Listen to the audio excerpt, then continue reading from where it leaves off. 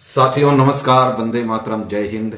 मैं राजू मिश्रा, विश्व शक्ति पार्टी का प्रदेश उपाध्यक्ष हरियाणा, किसान मजदूर जागृति मंच का संयोजक और अखंड हिंदू राष्ट्र मोर्चा का सहयोगी। जैसे कि आज आपको जो टॉपिक लिया है, ये देश की सच्चाई को झकझोरने वाला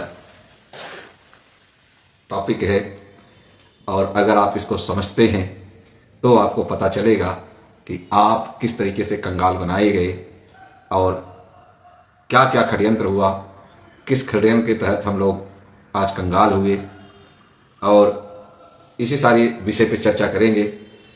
तो आप सभी से गुजारिश है कि अगर आप हमें YouTube पे देख रहे हैं तो लाइक और फॉलो कर लें, चैनल सब्सक्राइब कर लें, और अगर आप Facebook पे देख रहे हैं तो आप हमें फॉलो कर लें। दोस्तों, आज जो ये चर्चा करने बैठे हैं इसका नाम है गोल्ड कंट्रोल बिल। 12 फरवरी 1968 को ये पारित हुआ। अब आपको समझना होगा कि 1968 में ये अचानक ये कहाँ से आया और कैसे ये हमारे ऊपर लागू हुआ और क्या क्या शर्तें थी, क्या कुछ हुआ, किस तरीके से हम कंगाल हुए। तो आपको बताएं कि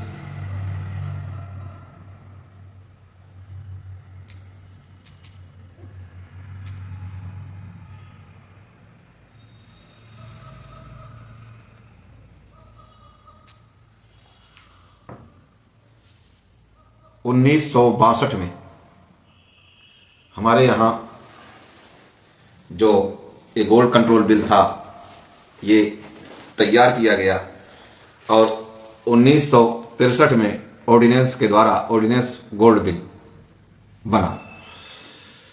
लेकिन 1963 में बहुत सारी कमियां थी, जिस कमी के तहत 1966 में पूरा करके इन्होंने इसको एक्ट का एक रूप दे दिया।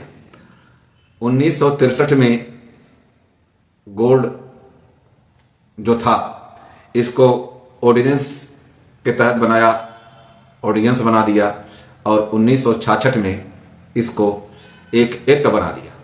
लेकिन बनाने के बाद इसको बखूबी रख दिया गया। आम जन को खाली बताया गया कि अब हम सोने को कंट्रोल करेंगे, स्मगलिंग के जरिए बहुत आ रहा है, ये आ रहा है, वो आ रहा है, जिससे देश का नुकसान हो रहा है, देश की मुद्रा जा रही है। और यह सब शुरू हुआ 1962 से, क्योंकि 1962 में चीन और भारत का जो युद्ध हुआ था, तो उस दौर को आप याद कीजिए। तो भारत के पास न विदेशी मुद्रा थी, न स्वर्ण भंडार था, तो उसमें इन्होंने सिर्फ और सिर्फ एक ये लोगों को दिया कि आप गोल्ड को सिल्ली या कुछ बना करके ठोस, जैसे राड वगैरह बना करके आप नहीं रख सकते। और सुनारों के लिए पाबंदी लगा दी कि आप इतना ही सोना रख सकते हैं, एक निश्चित उसका पैमाना दे दिया, 100 ग्राम से लेकर के 2 किलो तक का। और उस समय पे जब ये चला सिलसिला तो हमारे देश में इंस्पेक्टर राज हो गया। इंस्पेक्टर राज मतलब जो सुनार वगैरह होते थे उनकी दुकानों पे थाने से इंस्पेक्टर पहुंच जाते थे, उनको धमकाते वगैरह थे, बहुत सारी चीजें होती थी। खैर, इस बातों पे जाने से कोई वो नहीं। तो लोग डरे हुए थे, लोगों को इतना पता नहीं था क्योंकि लोग पढ़े नहीं थे एक गोल्ड कंट्रोल बिल क्या है। दौर आया 1967 का। 1967 में लाल कृष्ण झा जी हमारे रिजर्व बैंक के गवर्नर महोदय थे, और उन्होंने क्या किया, बकायदा जो बैंक नोट हमारे पास चल रहे थे हमारे देश में, जिसके ऊपर लिखा जाता था I promise to pay the bearer on demand sum of rupees such and such, यानी 10, 20, 50 जो भी था, at use of any office. ये इंग्लिश में ही लिखा जाता था। इसका मतलब ये था कि जब आप उस रुपए को ले जाकर के जमा करेंगे किसी बैंक में, तो बैंक आपको उसके बदले में चांदी और सोने के सिक्के दे देगी। अब यही खेल करना था इनको, और उस खेल के लिए इन्होंने 1962 से 63 से जाल रचना शुरू किया, और 1967 में वो इस मकसद में कामयाब हुए जब लाल कृष्ण झा जी ने इस जो बैंक नोट थे उसको एक वचन पत्र का दर्जा दे दिया। वो कैसे दे दिया वो बखूबी आप लोग समझ रहे हैं। तकरीबन हर लाइव में मैं आपको ये चीज बताते रहा हूं कि उसमें इन्होंने लिख दिया कि मैं धारक को इतना रुपए अदा करने का वचन देता हूं, आई promise to pay the bearer rupees so and so, बस ये कर दिया।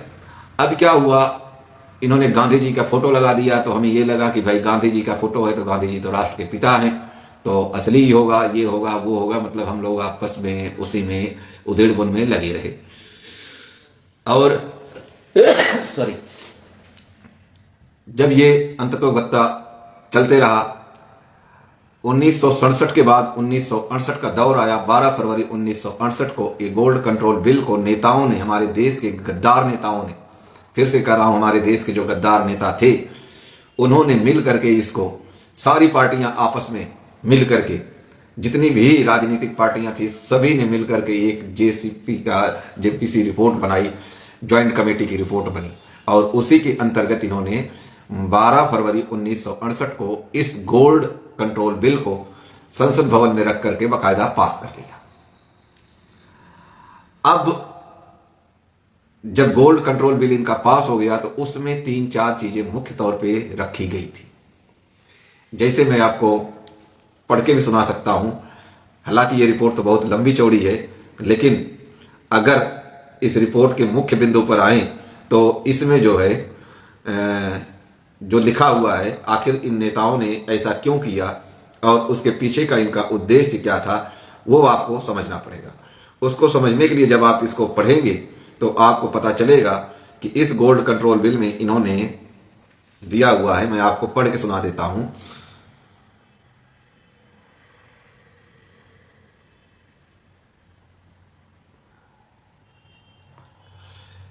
सैलरी, अलाउंस and others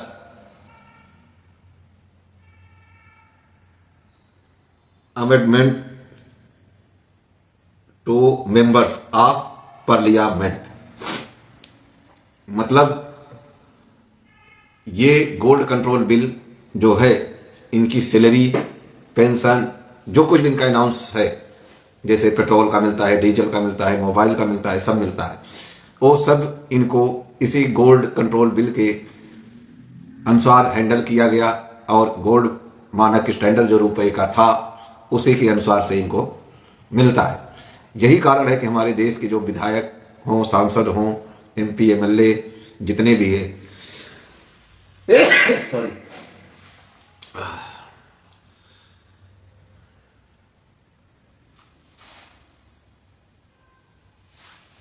सभी का धन एकदम से ग्रोथ करता है और इनकी पूंजी बनते चली जाती है।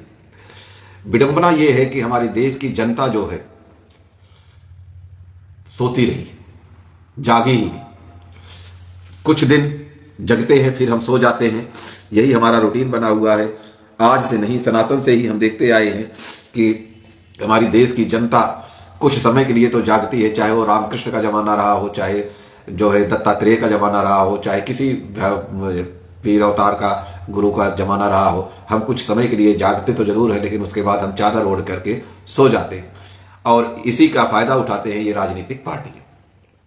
ये राजनीतिक पार्टियां एक्चुअली करती क्या है कि हमें आपको जैसे पहले तो बांट दिया, और जाति पात के भेदभाव में बंटते रहे हम, ओढ़ कर रजाई सदा सोते रहे हम। आंखें खुली तो देखा सियासत में बट गए, आंखें खुली तो देखा सियासतों में बट गए, और आज के दौर में आपको पता ही, तो हमें जात पात में बांट दिया, और हम हिंदू, मुस्लिम, सिख, ईसाई, फला बंदर, फला मस्जिद, इस तरीके से दौर में हम बंटते रहे और कटते रहे। लेकिन न ये नेता बटे, न ये नेता कटे। इन्होंने अपना एक बाकायदा लोकसभा में बिल पास करवा लिया, गोल्ड कंट्रोल बिल, और उसके अनुसार ये अपना फायदा लेते गए। अब इसको आपको कड़ी से कड़ी जोड़ने की आवश्यकता है। आज हमारे देश का युवा, बिजनेसमैन, मजदूर, किसान सभी कर्जदार मिलेंगे आपको। और कर्जदार किस बेस पे है ये कोई पता नहीं, हवा में कर्जदार सभी। अगर आपके घर में 5 मेंबर हैं तो 5 में से 3 मेंबर आपको कर्जदार मिलेंगे। और कर्जदार का मतलब होता है कि जब हम कोई चीज लेते हैं किसी दूसरे से, हम कोई चीज लेते हैं तभी हम कर्जदार बनते हैं। हमने कुछ लिया ही नहीं। लिया कैसे नहीं? क्योंकि जो वचन पत्र हमारे आपके जेब में चल रहा है वह टोटल फर्जी है। न रिजर्व बैंक ऑफ इंडिया दे रही है जवाब, न वित्त मंत्रालय दे रहा है जवाब, न बैंक दे रही है जवाब, न सरकार जवाब दे रही है। तो आखिर हम कर्जदार हुए किसके? भाई अगर हमने किसी से कर्ज लिया है तो कर्ज तो दिया है, तो वो व्यक्ति बताएगा कि हमने कर्ज दिया है, ये चीज दिया है।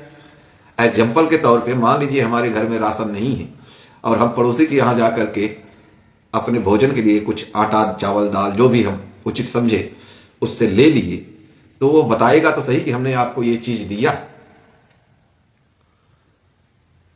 लेकिन न सरकार बता रही है, न बैंक बता रही है, न आरबीआई बता रही है कि हमने क्या कर्ज में दिया। सिर्फ कर्ज दिया, कर्ज दिया, कर्ज दिया, इतने रुपए का कर्ज हो गया, इतने रुपए का कर्ज दे। आखिर रुपया है कहां? यही तो हम पूछ रहे हैं कि रुपया है कहां? रुपए की डेफिनेशन क्या है? इसका जवाब नहीं उनके पास। स्पष्ट कह देते हैं कि हमारे पास रुपए का ऐसा कोई दस्तावेज नहीं है। जब दस्तावेज नहीं है तो इसका मतलब हवा में है। आखिर आपका ही बनाया कानून है कि आपके पास लिखित में कोई चीज है तो दिखाइए, ये कानून कहता है, क्योंकि कानून लिखित मानता है। और आपके पास लिखित में नहीं है तो हम कैसे मान लें कि हम कर्जदार? सिर्फ देश की युवा, किसान, मजदूर सबको हवाई कर्जदार बना करके, हवा में रुपए दे करके उनका शोषण, दोहन, मानसिक उत्पीड़न, सामाजिक हनन, मान प्रतिष्ठा से खेलना, सिर्फ यही हो रहा है। और इस सब के पीछे अगर कोई है तो है आपका gold control bill. Gold control bill जब तक नहीं बना था तब तक हमारे देश में इस वचन पत्र ब्रिटेन का जो हमारे आपके जेब में है पर्ची, इसका हमें कुछ न कुछ मिलता था और किसी न किसी के ऊपर इसका उत्तरदायित्व होता था। चाहे बैंक के पास जाकर के हम लेते थे, चाहे सरकार के पास ले, चाहे रिजर्व बैंक ऑफ इंडिया के पास ले। लेकिन जब से ये गोल्ड कंट्रोल बिल बन गया तब से ये जो ब्रिटेन की पर्ची हमारे आपके जेब में रुपए बन के फिर रही है, इसका कोई वजूद ही नहीं है, कोई इसका आधार ही नहीं है, कोई इसका पैमाना नहीं है। तो हम कैसे कर्जदार हो गए? यह हमारे देश की विडंबना ही है कि जब हमें इस सारी चीज को सोचने का समय आता है तो उस टाइम पे हम बटे हुए होते हैं। और यही कारण है कि हमें आपको बांट दिया जाता है। क्योंकि जब ये 1963 में ये एक्ट बना, ऑर्डिनेंस कमेटी की एक रिपोर्ट बना करके रखा, तो 1966 में इसको इन्होंने एक्ट में तब्दील किया। और जब 1966 में एक्ट में तब्दील किया तो उसके अंदर बहुत सारी त्रुटियां थी और उन त्रुटियों को लेकर के राजीव गांधी जी ने 2 कमेटी बनाई थी। और वो 2 कमेटी जो बनाई थी, उस कमेटी का जो मेंबर थे, एक थे सीजे राजन जी और दूसरे थे बंद डंडावते। और आपको जानकर हैरानी होगी कि जब जनता सरकार की सरकार थी हमारे देश में, उस समय बंद डंडावते जो थे वो भारत के वित्त मंत्री थे। और जो सीजे राजन थे ये गवर्नर बने थे। इन्होंने अपनी रिपोर्ट में लिखा कि देश का जो जब से ये गोल्ड कंट्रोल बिल बना है, सोने के ऊपर पाबंद लगा है, तब से देश की आर्थिक नीति गलत हो रही है और देश की आर्थिक विकास की दर घटते जा रही है। ये उन्होंने लिखा है। सीजे राजन आप चाहिए तो उसको आप गूगल से भी निकाल सकते हैं, आरटीआई लगा के भी मांग सकते हैं। और यही कारण है कि हम धीरे धीरे धीरे धीरे धीरे धीरे हमारे आपके ब्रेन को वाश करते गए और हम लोग इस चीज को स्वीकार करते गए। और आज हम ब्रिटेन के वचन पत्र को लेकर के बहुत चौड़े होकर के कहते हैं कि हमारे जेब में इतने रुपए हैं। हकीकत यह है कि आपके जेब में 1 रुपए भी नहीं। और सोचने वाली बात यह है कि आपके जेब में 1 रुपए नहीं है, लेकिन आप लाखों के कर्जदार हैं। वो कैसे? जिस चीज का कोई वजूद ही नहीं है, उसी चीज को अगर हम कहें कि हमने कर्ज में दे दिया, तो आप कैसे इसको मान लेंगे? कर्ज में देने के लिए भी हमें किसी चीज की, जब हम कोई चीज कर्ज में देते हैं, कर्ज में बांटते हैं, कर्ज में आवंटन करते हैं कर्ज के रूप में, तो हमें उसका उत्पादन करना होता है। जब तक उत्पादन नहीं होगा तब तक हम उसको स्टोर नहीं करेंगे, और जब तक स्टोर नहीं करेंगे तब तक हम कैसे कर्ज पे दे देंगे? आपको विचार करने की आवश्यकता है कि अगर इसको हम देसी भाषा में समझे तो मान लीजिए अगर एक किसान ने, आजकल गेहूं की फसल का सीजन चल रहा है, और गेहूं अगर उसने बुआई कर दिया, तो जब गेहूं की पैदावार होगी तभी तो वह उसका निचोड़ निकाल पाएगा कि हमने इसमें कितना खाने के लिए रखना है, कितना शादी ब्याह के लिए रखना है, कितना किसी के मांगने पे देना है, उधार देना है, और कितना हमें बेचना है। आप एक किसान हमें ऐसा बता दीजिए जो कि कनक की बिजाई यानी गेहूं की बिजाई ही न करे, और वो बता दे कि भैया हमने 10 मन फला आदमी को दे दिया, 1 कुंटल बेच दिया, 5 कुंटल ऐसे कर दिया। ऐसा कोई बता दे? हो ही नहीं सकता। क्यों नहीं हो सकता? क्योंकि उसका आधार और बेस है ही नहीं, ग्राउंड ही नहीं। लेकिन चूंकि सरकार जो है वो कुछ भी कर सकती है, न आप देख रहे हैं न मैं देख रहा हूं, हम लोग सुन लेते हैं और उस सुन के उसे स्वीकार कर लेते हैं, यानी मौन स्वीकृति दे देते हैं। हम उसका विरोध भी नहीं करते। अब विरोध के तौर पे आप देख लीजिए, हमारे देश के किसान कितने दिन से बैठे हुए हैं, आज तक उनको कोई हल नहीं मिल रहा है। आज तक उनको दिल्ली जाने की परमिशन नहीं मिल रही है। पहले क्या था कि ट्रैक्टर से जाएंगे तो पॉल्यूशन होगा, ऐसे जाएंगे तो दंगा होगा, ये करेंगे वो करेंगे। जब किसान ये कह रहे हैं कि हम शांतिपूर्ण प्रदर्शन करेंगे और शांतिपूर्ण तरीके से हम पैदल जाएंगे, पैदल मार्च करेंगे, तब कौन सा प्रदूषण आ गया? तब कौन सा दंगा हो रहा है? आपके पास फोर्स है, पुलिस है, प्रशासन है, आप लगा दीजिए गाड़ियां वहां पे, चले किसानों के आगे पीछे। किसान दंगा करने वाले आपको दिखते हैं। ये कितनी शर्म की बात है कि हमारे देश के जो रीढ़ की हड्डी है उसको इस तरीके से बोल करके बदनाम किया जा रहा है।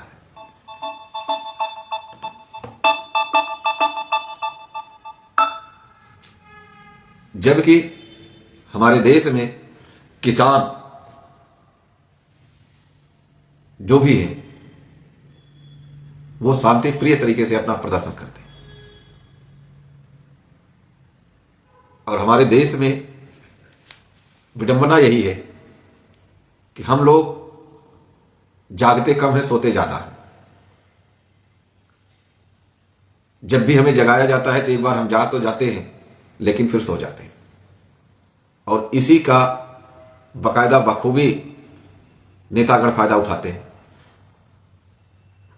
जाति पात भेदभाव, ऊंच नीच, धर्म, जाति, मजहब, इस नाम पे हमें बांटते गए, अपनी वोट की रोटी सेकते गए।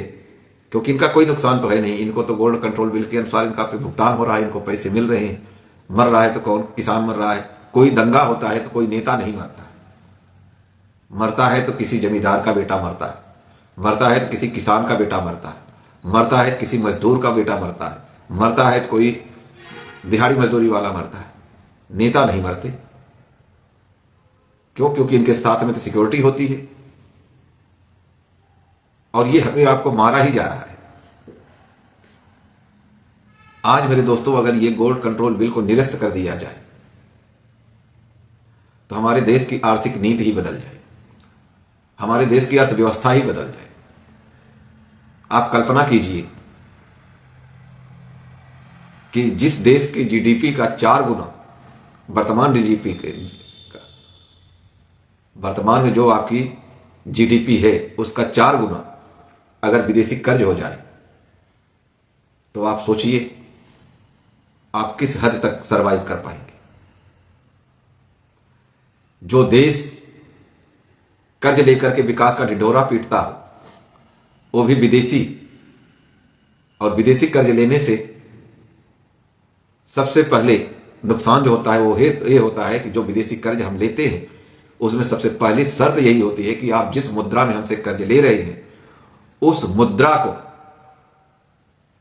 आप हमें वापस करेंगे और आपके मुद्रा को हमारे मुद्रा से नीचे डिवैल्यूएट करेंगे, रखेंगे।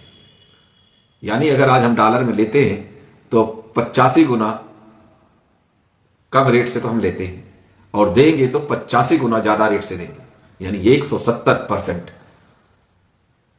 और जिस देश को 170% घाटे में चलना हो, वो क्या आप कल्पना कर सकते हैं कि वह देश भविष्य में आर्थिक मजबूती के साथ खड़ा हो सकता है?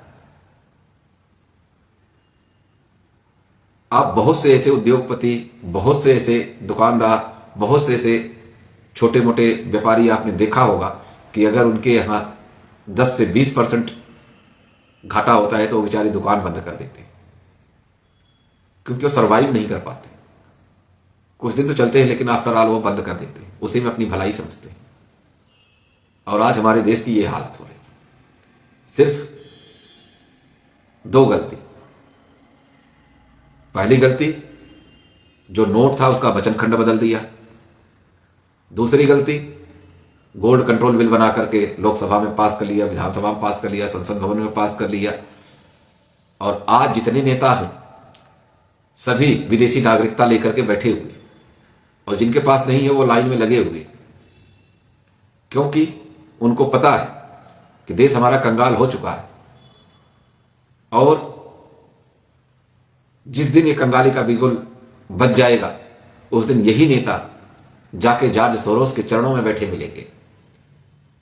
आपको पूछने वाला कोई नहीं होगा। तब आप क्या करोगे?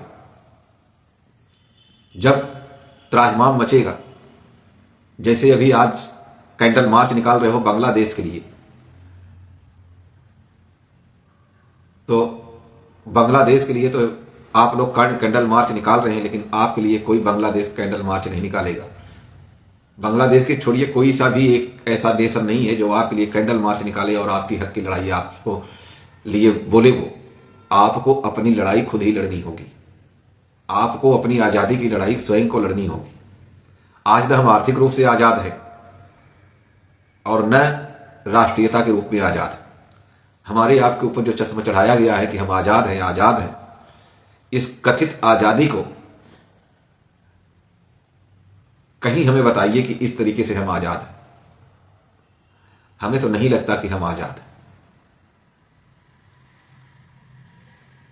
जो हमें पढ़ाया जाता है, जो हमें बताया जाता है, वो सब रेप ऑफ द माइंड का सिद्धांत है। और आपको बताएं कि अगर रेप ऑफ द माइंड के सिद्धांत को आप मान ले तो आप एक कुशल राजनीतिज्ञ हैं, क्योंकि उसका मुख्य उद्देश्य यही है कि आपके दिमाग को कुछ और बताया जाता है और सामने कुछ और दिखाया जाता है, और यही हो रहा है। आज आपको पता ही नहीं चला कि आपके रुपए को 14 पैसे से लेकर के 12 पैसे पे आ गया, और आपको सब जवाब दिखाया जा रहा है कि हर मस्जिद के नीचे मंदिर दबा हुआ है। आप उसमें उलझे बैठे हो। और आज आप कल्पना कीजिए, आपके आसपास जितनी बैंक हैं, आप एक बार एकता बना करके आप सारे उस बैंकों में जाइए और अपने पैसे मांग लीजिए जितना आपने जमा किया है। बैंकों के हाथ खड़े हो जाएंगे कि पैसे हैं नहीं। क्यों नहीं? इसका आपने कभी सोचा ही नहीं। कारण क्या? क्योंकि आज इस खाते से उस खाते में रुपया नहीं, अंक घूम रहा है। आपने 500 रुपए मेरे से मांगा, मैंने यहां से बैठे बैठे 500 रुपए का फोन पे कर दिया, गूगल पे कर दिया, पेटीएम कर दिया, ऑनलाइन ट्रांजैक्शन कर दिया। असल में हमने पैसे तो दिए नहीं। क्या दिया? एक डिजिट दिया, अंक दिया, और वही अंक बैंकों में घूम रहे हैं। और इसी की मजबूती के लिए अभी आपके सामने एक CBDC आ रहा है, सेंट्रल बैंक डिजिटल करेंसी। क्योंकि सेंट्रल बैंक डिजिटल करेंसी जब आ जाएगा आपके जेब में, आपके मोबाइल में, तो आप रुपए भूल ही जाओगे। रुपए का अस्तित्व खत्म हो जाएगा। आज कम से कम आप ये दावा तो कर देते हो कि मेरे पास इतना रुपए है, सरकार से आप मांग तो सकते हो, दे न दे वो तो अलग का मैटर है, लेकिन आप उसकी अदायगी के लिए आप एप्लीकेशन तो लगा ही सकते हो कि आपने इसमें लिख दिया है कि मैं धारक को इतना रुपए अदा करने का वचन देता हूं, तो ये आप दीजिए। अभी तो आप कम से कम ये कर रहे हैं ब्रिटेन सरकार की इस पर्ची में। और जिस दिन आपके पास सेंट्रल डिजिटल करेंसी आ जाएगी उस दिन आप क्या करोगे, क्योंकि आपके उस अंक का कोई उत्तरदायित्व लेने वाला नहीं मिलेगा। और जब किसी चीज का उत्तरदायित्व लेने वाला नहीं मिलता है तो आपको पता है कि उसका असर क्या होता है। लेकिन हमारे आपको डेली बोलने से कोई फर्क नहीं पड़ता। सुनते हम जरूर हैं, लेकिन जब तक सुनते हैं तभी तक सोचते हैं, उसके बाद हम अपने अपने काम में व्यस्त हो जाते हैं। क्यों? क्योंकि गरीब व्यक्ति जो है उसके पास समय नहीं, मध्यम वर्ग जो है उसके पास न धन है न समय है, वह अपने में ही व्यस्त है। और अमीर व्यक्ति जो है उसको इन सारी चीजों से कोई मतलब ही नहीं, क्योंकि उसको पता है कि ज्यादा कुछ होगा तो मैं तो जाकर के विदेश में बैठ जाऊंगा। आप क्या करेंगे, हम क्या करेंगे, इसके लिए हम ही आप जिम्मेदार हैं और कोई नहीं, क्योंकि हम लोग उस चीज को समझ ही नहीं रहे। हम तो अपने में ही मस्त हैं। हमारे आपके दिमाग को हर जगह से वो किया गया, हैक किया गया। एग्जाम्पल के तौर पे पहले हम लोगों को एक नारा सुनाई देता था कि हम दो हमारे दो, और उसको थोड़ा सा आधुनिकता में लिया तो कहने लगे बीबी रखो टीप टाप, दो बच्चे फिर फुल स्टॉप। पहले हमें बताया गया कि दो बच्चे ही पैदा करें, उसके बाद आ गया शेर का बच्चा एक ही अच्छा, यानी एक ही बच्चा रखो। और अब कहते हैं बीवी ने बच्चे नहीं दिए अच्छे। ये क्या है? अभी 2-4 दिन पहले मोहन भागवत जी ने कह दिया कि सभी हिंदुओं को 3-3 बच्चे पैदा करना चाहिए, यानी ये हमें बताएंगे तो हम बच्चे पैदा करेंगे, यानी भगवान ये हो गए हैं। जबकि सत्यता यह है कि ईश्वर की देन है, संतान ईश्वर की देन है और ईश्वर की प्रदत्त है, ईश्वर द्वारा दिया गया अनमोल तोहफा है। इस पर किसी का हक नहीं है, किसी का जोर नहीं है, किसी का दबाव नहीं है किसको कितने बच्चे होंगे और किसको नहीं होंगे। तो हमें आपको तो सिर्फ दिग्भ्रमित किया जाता रहा, पूरी जनता के साथ, देश की जनता के साथ एक सरकार और ये जो कानून की किताबें बता करके हमारे आपके साथ में छल किया जाता रहा है, इसका जिम्मेदार हम और आप स्वयं हैं, कोई तीसरा नहीं है। क्योंकि हम लोग न उस चीज को समझना चाहते हैं, न हम उस चीज को जानना चाहते हैं और न ही हम जागना चाहते हैं, और इसी का फायदा उठाते रहते हैं। हमने जो आपको बताया कि भारत की खुशहाली का राज गोल्ड कंट्रोल बिल, इसको आप सर्च कर सकते हैं। और जब आप इस गोल्ड कंट्रोल बिल को सर्च करेंगे तो आपको पता चलेगा कि आखिर यह गोल्ड कंट्रोल बिल हमारे देश के लिए जरूरी था या नहीं। तो जाहिर सी बात आपको ये मिलेगी कि ये गोल्ड कंट्रोल बिल हमारे देश के लिए जरूरी नहीं था, हमारे नेताओं के लिए जरूरी था। जो ये चंद गद्दार नेता बैठे हैं, इन्होंने अपने निजी स्वार्थ के लिए, अपने निजी फायदे के लिए ये गोल्ड कंट्रोल बिल का मायाजाल बना करके पास कराए। और उसी की देन है कि आज हर व्यक्ति कर्ज में डूबा हुआ, और हमारी देश की खुशहाली का राज ही यही। आज अगर इस गोल्ड कंट्रोल बिल को निरस्त कर दे सरकार, तो यकीन मानिए हमारे देश का हर बच्चा लखपति होगा।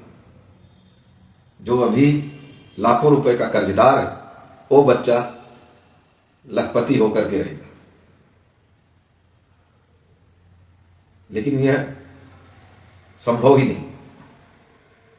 आप कल्पना कीजिए 1968 में गेहूं की कीमत क्या थी और सोने की कीमत क्या थी,